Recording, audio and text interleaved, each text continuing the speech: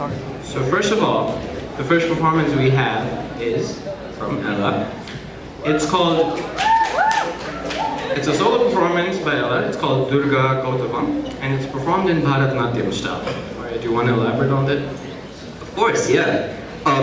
It's called Durga Kautavam, and it's a devotional dance dedicated to the goddess Durga, celebrated for her strength, courage, and fierce protection of righteousness. She's sort of, in Hindu mythology, the embodiment of feminine strength and strength in general.